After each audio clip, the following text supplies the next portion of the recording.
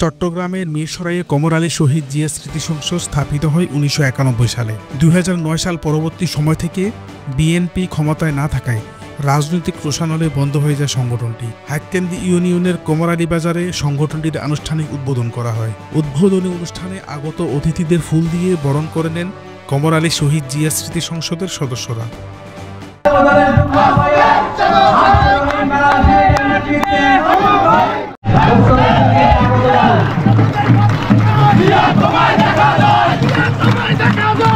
পরবর্তীতে আলোচনা সভায় কমর আলী শহীদ জিয়া স্মৃতি সংসদের সভাপতি আব্দুল সালামের সভাপতিত্বে প্রধান অতিথি হিসেবে বক্তব্য রাখেন চট্টগ্রাম উত্তর জেলা বিএনপির সদস্য আব্দুল আওয়াল চৌধুরী। এই ১৫ বছর যে জয় বাংলা এবং শেখ হাসিনা শেখ মুজিবের গুণগানের কারণে নতুন প্রজন্ম আসলে এই দেশের ইতিহাস সম্পর্কে জানে না। উনি যখন এই দেশের মানুষকে রণাঙ্গনে ঠেলে দিয়ে আত্মসমর্পণ করে পাকিস্তানে চলে গেলেন, এই শহীদ রাষ্ট্রপতি জিয়াউর রহমান নিজের জীবনের ঝুঁকি নিয়ে ক্যান্টনমেন্ট থেকে বেরিয়ে এসে তখনকার মেজর জিয়াকে কেউ চিনত না।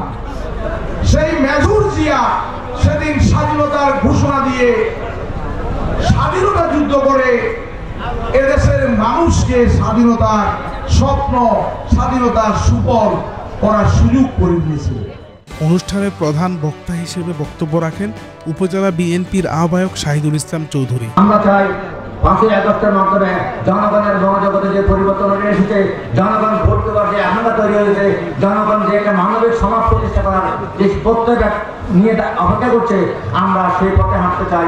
আমরা জনগণের জন্য, জনগণের দ্বারা নির্বাচিত জনগণের কল্যাণের জন্য একটা রাষ্ট্র প্রতিষ্ঠা করতে চাই। এটাই আমাদের শেষ প্রত্যয়। বিশেষ অতিথি হিসেবে চট্টগ্রাম উত্তর জেলা বিএনপির সদস্য সালাউদ্দিন সেলিম সহ উপজেলা ও বিভিন্ন ইউনিয়নের বাংলাদেশ জাতীয়তাবাদী দল, যুবদল ও ছাত্র দলের নেতাকর্মীরা বক্তব্য রাখেন।